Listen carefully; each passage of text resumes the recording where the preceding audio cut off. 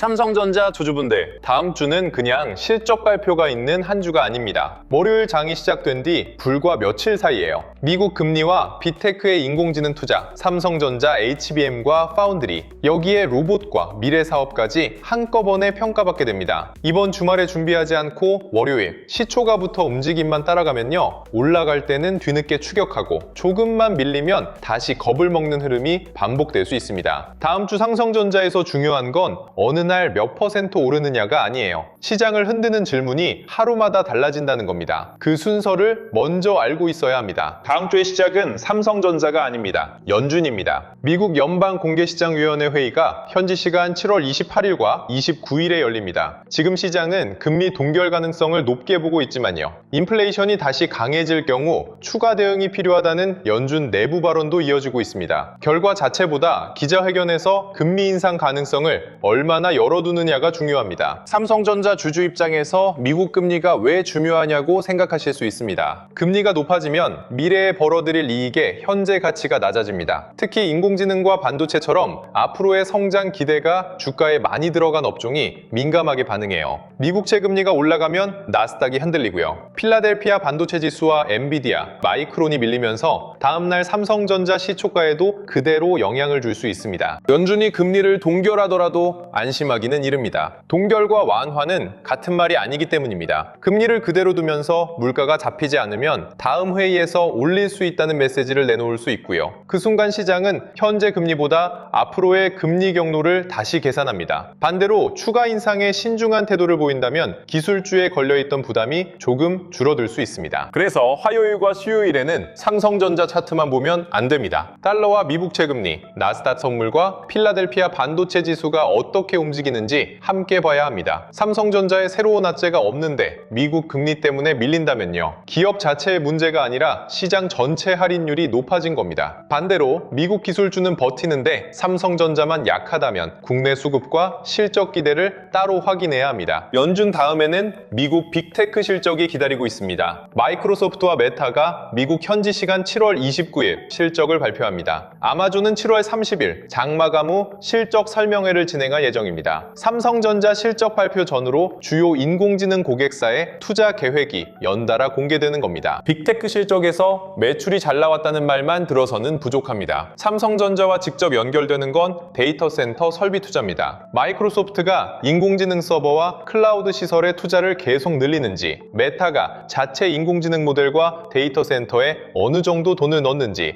아마존이 AWS와 인공지능 인프라 투자를 유지하는지가 중요합니다. 빅테크가 투자를 늘리면 삼성전자에 들어오는 주문이 다음날 바로 증가하는 건 아닙니다. 하지만 데이터 센터에 들어가는 가속기와 서버가 늘어나면요, HBM과 서버용 D램, 기업용 저장 장치 수요가 함께 커질 수 있습니다. 삼성전자가 준비한 고부가 메모리를 받아줄 시장이 계속 커지고 있다는 의미가 됩니다. 반대로 빅테크가 비용 부담을 강조하며 설비 투자 속도를 낮추면 상황이 달라집니다. 현재 계약된 물량이 즉시 취소되지는 않더라도요, 시장은 몇 분기 뒤 메모리 주문부터 낮춰 계산할 수 있습니다. 삼성전자가 이번 분기에 많은 이익을 냈더라도 고객사의 투자 계획이 약해지면 내년 이익 전망에는 부담이 생길 수 있습니다. 다음 주 미국 빅테크 실적에서 가장 조심해서 들어야 할 표현은 효율화입니다. 효율화가 반드시 투자 축소를 뜻하지는 않습니다. 같은 돈으로 더 많은 연산을 처리하겠다는 의미일 수도 있고요, 기존 데이터 센터의 활용도를 높인 뒤 새 시설을 짓겠다는 뜻일 수도 있습니다. 그래서 단어 하나만 듣고 반도체 수요가 끝났다고 판단하면 안 됩니다. 실제 설비 투자 전망치가 이전보다 올라갔는지 내려갔는지를 봐야 합니다. 그리고 목요일 오전 10시 삼성전자가 2분기 확정 실적과 컨퍼런스 콜을 진행합니다. 삼성전자는 이미 매출 약 171조 원, 영업이익 약 89조 4천억 원의 잠정 실적을 발표했습니다. 이번에는 숫자를 처음 공개하는 자리가 아니라요, 그 엄청난 이익이 어느 사업에서 나왔고 앞으로도 이어질지를 설명하는 자리입니다. 잠정 실적이 잘 나왔는데도 주가가 흔들렸던 이유가 여기에 있습니다. 시장은 이번 분기 돈을 많이 벌었다는 사실을 이미 알고 있습니다. 이제는 다음 분기에 더 벌 수 있느냐를 묻고 있어요. 영업이익이 89조 원이라는 숫자는 굉장히 크지만요, 주식시장은 그 숫자가 최고점인지 아니면 더 큰 이익으로 넘어가는 중간 단계인지에 따라 다른 가격을 붙입니다. 컨퍼런스 콜에서 가장 먼저 확인할 건 반도체 부문 이익입니다. 삼성전자는 스마트폰과 가전, 디스플레이와 반도체를 모두 가지고 있습니다. 전체 영업이익이 높아도 어느 사업이 이익 증가를 만들었는지에 따라 내용은 달라져요. 일반 메모리 가격 상승이 대부분을 만들었는지, 고부가 서버 제품과 HBM이 실제 수익성 개선에 기여했는지 구분해야 합니다. 일반 메모리 가격이 올라서 이익이 증가했다면 당장은 좋습니다. 삼성전자는 D램과 낸드에서 막대한 생산 능력을 가지고 있기 때문에요. 가격이 조금만 올라도 이익이 빠르게 늘어날 수 있습니다. 하지만 가격 상승만으로 만든 이익은 공급이 증가하면 다시 줄어들 수 있어요. 그래서 이번에는 가격과 함께 판매량, 고부가 제품 비중이 어떻게 변했는지 확인해야 합니다. HBM에서는 개발 계획보다 사업 결과가 필요합니다. 시장이 듣고 싶은 건 제품을 준비하고 있다는 설명이 아니에요. 고객 인증이 어느 단계까지 왔는지, 실제 출하가 얼마나 늘었는지, 다음 세대 제품은 언제부터 양산에 들어가는지가 중요합니다. 고객 이름이 직접 공개되지 않더라도 출하 일정과 매출 기여도가 구체적으로 나와야 합니다. 수율도 놓치면 안 됩니다. HBM은 여러 개의 메모리 칩을 쌓아 만드는 제품입니다. 공정이 복잡하기 때문에 생산량을 늘리는 과정에서 분량이 많아지면요, 매출은 늘어도 비용이 더 빠르게 증가할 수 있습니다. 출하량뿐 아니라 같은 설비에서 정상 제품을 얼마나 많이 만들어내는지가 실제 이익을 결정합니다. 삼성전자가 HBM에서 하이닉스를 따라잡고 있다는 평가를 받으려면 한 번의 납품으로는 부족합니다. 다음 세대까지 공급이 이어져야 하고요. 한 고객이 아니라 여러 고객으로 물량이 확대돼야 합니다. 현재 제품에서 인증을 받았더라도 차세대 인공지능 가속기에서 다시 선택받지 못하면 경쟁력 회복이 일시적으로 끝날 수 있습니다. 파운드리는 이번 컨퍼런스 콜에서 HBM만큼 중요한 변수가 됩니다. 삼성전자 파운드리는 새로운 고객과 공정을 준비하는 과정에서 큰 비용이 들어가고 있습니다. 시설을 먼저 가동하고 수율을 올려야 하기 때문에요. 양산 초기에는 매출보다 감가상각과 연구개발비가 더 빠르게 증가할 수 있습니다. 그래서 파운드리 적자 규모만 듣고 실패라고 결론 내리면 안 됩니다. 적자가 늘어난 이유가 고객이 없어서 공장이 비어있기 때문인지, 새로운 고객 양산을 준비하며 가동률을 높이는 과정인지 구분해야 합니다. 전자는 구조적인 문제이고요. 후자는 향후 매출로 이어질 수 있는 선행 비용입니다. 다만 준비 중이라는 말만 반복된다면 시장의 인내심도 줄어들 수 있습니다. 신규 고객이 실제로 양산에 들어가는 시점, 첨단 공정 수율, 공장 가동률과 적자 축소 계획이 필요합니다. 계약이 있다는 기사와 실제 웨이퍼가 생산되는 건 다른 이야기예요. 이번 설명에서 일정이 구체적일수록 파운드리 회복에 대한 신뢰도 높아질 수 있습니다. 삼성전자의 강점은 메모리와 파운드리, 첨단 패키징을 한 회사 안에서 연결할 수 있다는 데 있습니다. 고객이 인공지능용 주문형 반도체를 설계하면요, 삼성전자가 생산하고 자체 HBM과 패키징까지 함께 제공할 수 있습니다. 이 구조가 대형 고객 계약으로 이어지면 삼성전자는 단순 메모리 기업보다 더 높은 평가를 받을 수 있습니다. 다음 주에는 로봇 사업도 새로운 변수가 될 수 있습니다. 삼성전자는 최근 로봇을 새로운 성장 동력으로 키우기 위해 최고 경영자 직속 로봇 사업 조직을 신설했습니다. 미국과 중국, 일본의 연구 거점을 만들고 제조 현장부터 가정과 유통 분야까지 로봇 적용을 확대한다는 계획입니다. 로봇 사업 조직을 만들었다고 다음 주 실적이 바로 증가하는 건 아닙니다. 하지만 삼성전자가 반도체와 스마트폰, 가전 다음에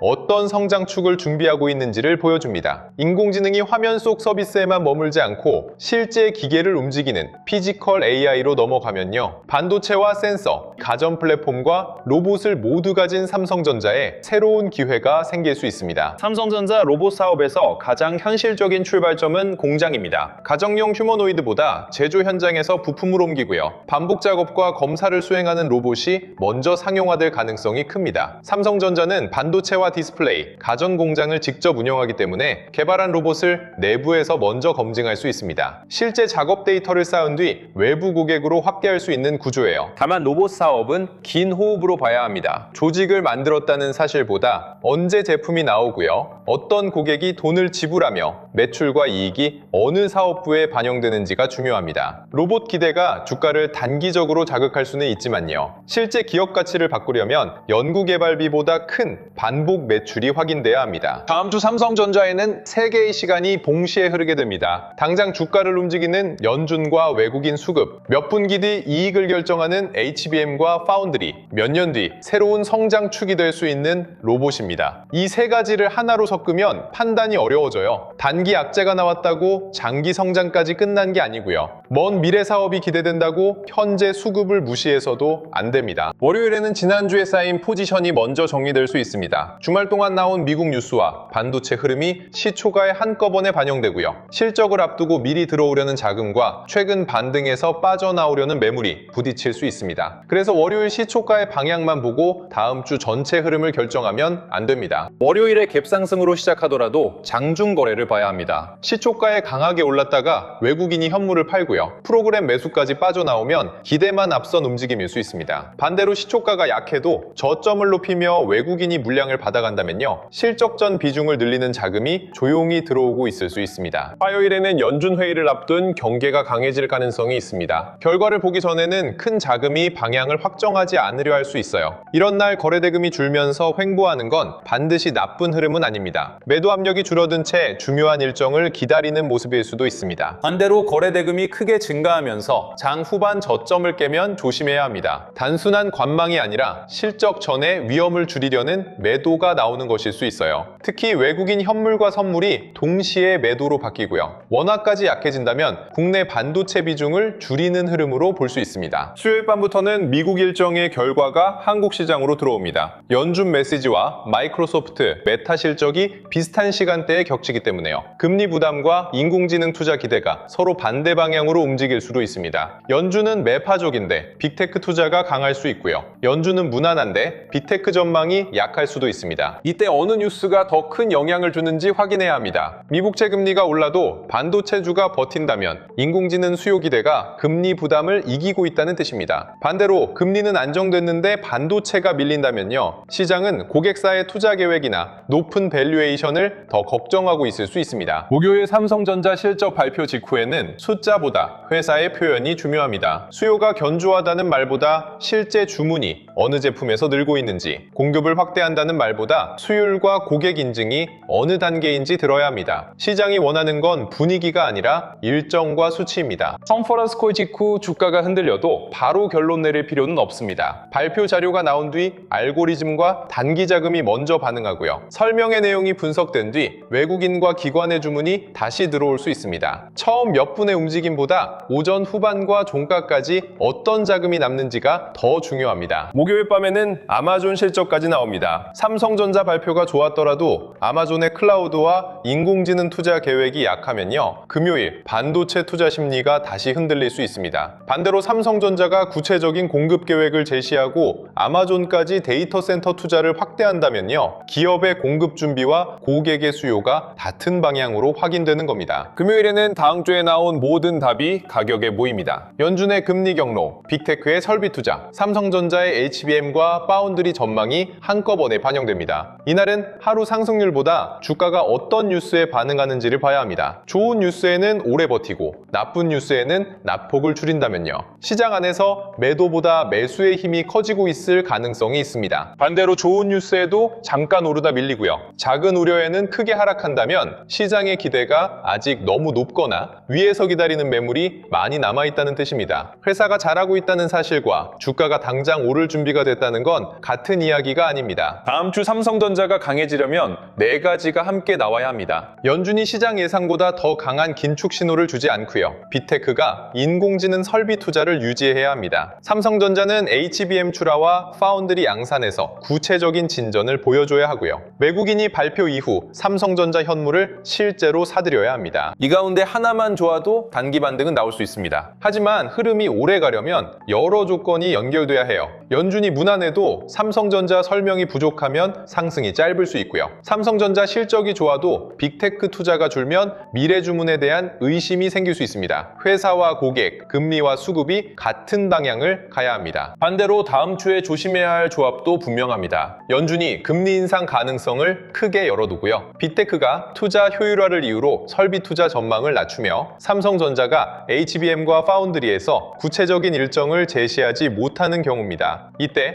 외국인 현물 매도까지 이어지면 단순한 실적전 변동성을 넘어설 수 있습니다. 삼성전자 보유자분들은 다음 주에 매일 판단을 바꾸지 마세요. 월요일 주가만 보고 낙관했다가요, 수요일 미국장에 겁을 먹고 목요일 실적 직후 다시 방향을 바꾸면 기준 없이 시장에 끌려다니게 됩니다. 주말 동안 확인할 항목을 미리 정해두는 편이 낫습니다. 내가 HBM 경쟁력 회복을 보고 삼성전자를 보유했다면요, 고객 인증과 출하, 수율을 확인하면 됩니다. 파운드리를 기대했다면 신주 양산 고객과 가동률, 적자 축소 계획이 기준이 됩니다. 일반 메모리 호황을 보고 들어왔다면 가격과 공급 계획, 비테크 수요가 중요합니다. 다음 주 일정 중 내 투자 이유와 관련 없는 뉴스까지 모두 따라갈 필요는 없습니다. 로봇 사업을 장기 성장 축으로 보는 투자자라면 조직 신설보다 실제 사업화 계획을 봐야 하고요. 단기 실적을 보고 투자한 분이라면 아직 이익이 발생하지 않는 먼 미래 사업에 판단을 맡겨서는 안 됩니다. 내가 산 이유와 확인할 숫자가 연결돼야 합니다. 신규로 들어가려는 분들은 목요일 오전 실적 발표 전에 한 번에 비중을 채우지 않는 게 좋습니다. 숫자가 좋아도 전망이 약하면 주가가 밀릴 수 있고요. 숫자가 기대보다 낮아도 회사가 강한 가이던스를 제시하면 반등할 수 있습니다. 실적 발표는 마치는 게임이 아니라 확인하는 과정입니다. 결과가 나온 뒤에도 바로 따라가지 마세요. 첫 번째 움직임은 단기 주문이 만들 수 있습니다. 컨퍼런스 콜이 끝난 뒤 외국인이 현물을 사는지, 오전 상승이 종가까지 남는지, 다음날 미국 빅테크 결과를 견디는지 확인해야 합니다. 이미 삼성전자 비중이 큰 분들은 다음 주 변동성을 추가 매수 기회로만 생각하지 마세요. 가격이 낮아졌다는 사실보다 내 계좌가 추가 하락을 버틸 수 있는지 먼저 봐야 합니다. 현금이 부족하고 비중이 지나치게 높다면 좋은 실적이 나와도 작은 흔들림을 견디기 어렵습니다. 신용과 레버리지를 사용한 계좌는 더 조심해야 합니다. 연준과 빅테크, 삼성전자 실적이 며칠 안에 연달아 나오기 때문에 장중 변동이 커질 수 있습니다. 최종 방향을 맞춰도 중간 흔들림을 버티지 못하면 결과를 가져갈 수 없어요. 이번 주말에 가장 먼저 확인할 건 목표 가격이 아니라 내 계좌의 담보 여력입니다. 소문에도 주의해야 합니다. 중요한 일정이 몰린 주에는 확인되지 않은 고객사 계약과 목표 가격, 강제 청산 이야기가 빠르게 퍼질 수 있습니다. 삼성전자 공식 발표와 고객사 실적, 외국인 실제 수급보다 커뮤니티 글을 먼저 믿으면 대응이 늦어질 수 있어요. 다음 주에는 숫자와 공식 발표만 따라가야 합니다. 월요일부터 금요일까지의 흐름을 간단히 잡아보면 이렇습니다. 월요일은 주말 뉴스와 실적 선반영 자금, 화요일은 연준 경계, 수요일 밤은 연준과 마이크로소프트 메타, 목요일 오전은 삼성전자 컨퍼런스 콜, 목요일 밤은 아마존입니다. 그리고 금요일에는 이 모든 결과를 외국인과 기관이 어떻게 평가했는지가 종가로 나타납니다. 이번 주말에 준비해야 할 것도 명확합니다. 삼성전자 비중과 현금을 먼저 확인하고요. 내가 실적 발표에서 볼 항목을 정해두세요. 발표 직후 가격이 아니라 컨퍼런스 콜 내용과 외국인 현물 수급을 확인할 계획도 세워야 합니다. 미리 정한 기준이 있어야 예상 밖의 움직임이 나와도 흔들리지 않습니다.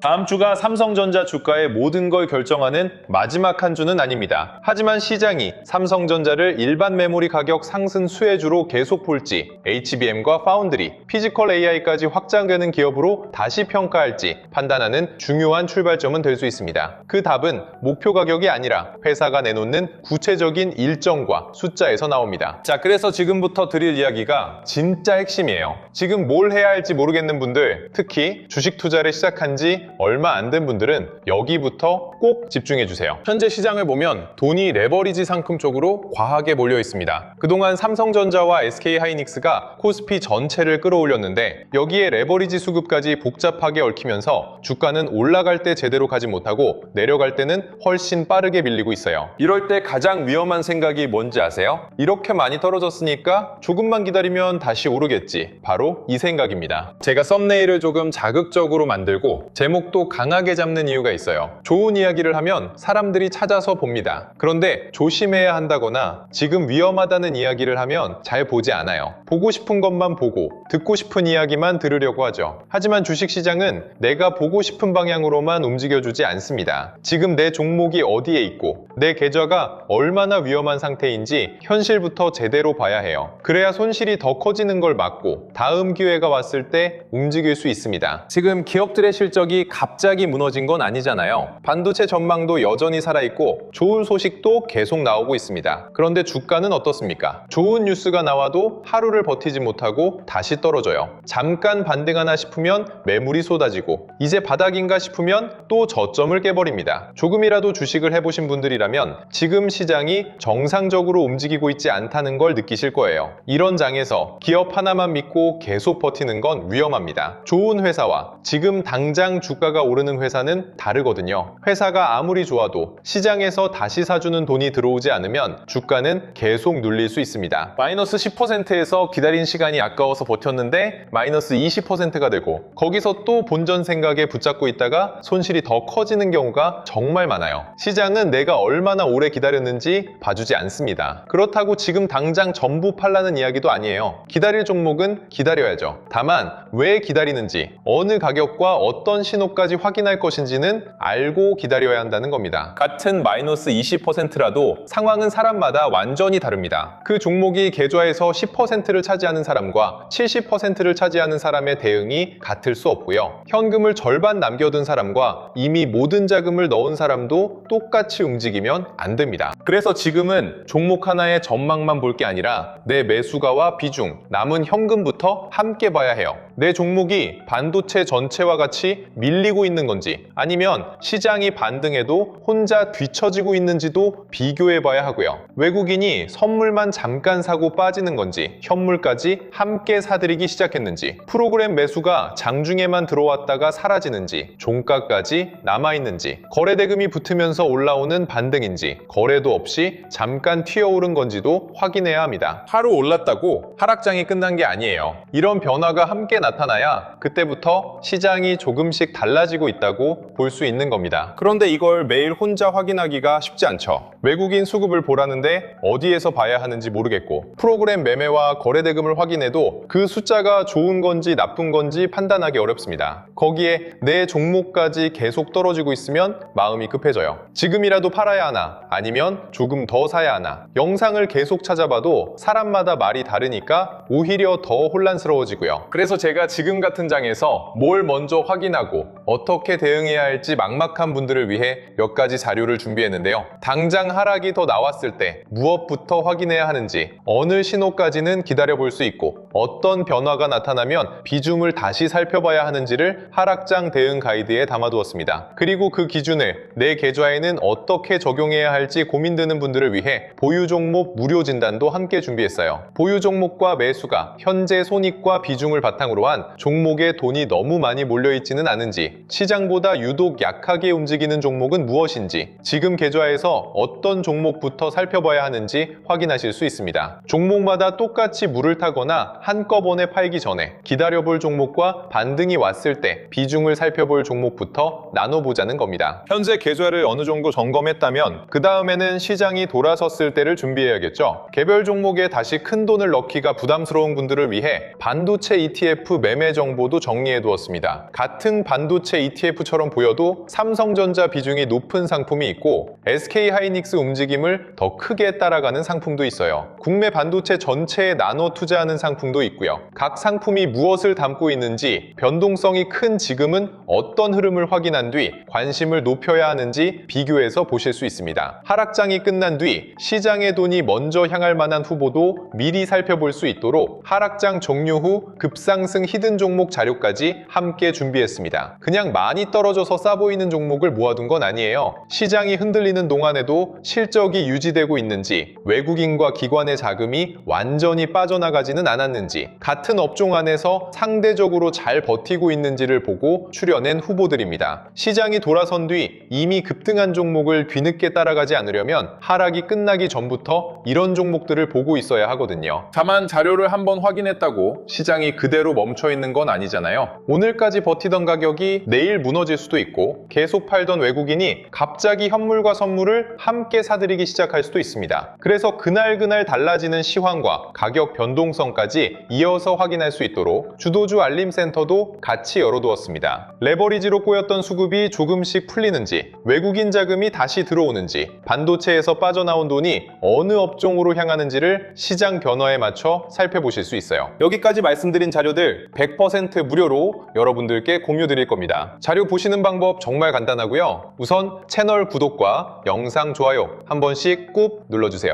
그리고 영상 아래 설명란 링크나 고정 댓글에 있는 링크를 누르면 신청 페이지가 나오는데요. 원하시는 자료를 눌러주시고 간단한 정보만 입력해 주시면 완료가 됩니다. 다른 채널들처럼 신청하시면 연락드리겠다, 순차적으로 자료를 보내드리겠다, 이런 식으로 말하면서 자료도 안 주고 연락도 안 주는 채널이 있는 것 같은데요. 저는 여러분들이 신청을 끝내는 순간 바로 무료 자료가 열리고요. 앞에서 말씀드린 하락장 대응 가이드와 보유 종목 무료 진단, 반도체 ETF 매매 정보와 히든 종목 자료를 그 자리에서 바로 확인하실 수 있게 만들어 놨습니다. 지금 보유 종목이 가장 걱정된다면 내 계좌부터 점검해 보시고요. 추가 하락에 어떻게 대응해야 할지 막막하다면 하락장 대응 기준부터 살펴보시면 됩니다. 이후 시장이 돌아섰을 때를 준비하고 싶다면 반도체 ETF와 히든 종목 자료까지 이어서 확인하시면 되고요. 신청할 때 남겨주신 연락처로는 이후 외국인 수급이나 가격 변동성에 중요한 변화가 나타났을 때 주도주 알림센터 이용 방법과 필요한 시장 안내를 전달해 드립니다. 그러니까 지금 필요한 자료는 신청한 자리에서 바로 확인하고요. 내일 이후 달라지는 시장 흐름은 알림센터를 통해 계속 이어서 살펴보실 수 있는 구조예요. 자, 여러분들 이미 발생한 손실을 없었던 일로 만들 수는 없습니다. 하지만 여기서 계속 아무런 기준 없이 기다릴지 아니면 내 계좌부터 확인하고 다음 대응을 준비할지는 지금 결정할 수 있어요. 계좌를 열 때마다 뭘 해야 할지 몰라 답답하셨다면 이번에도 언젠가는 오르겠지 하고 그냥 넘기지 마세요. 내 종목을 왜 계속 가져가는지, 어디까지 기다릴 건지, 반등이 나왔을 때는 어떻게 할 건지 지금부터 하나씩 확인해 두셨으면 좋겠습니다.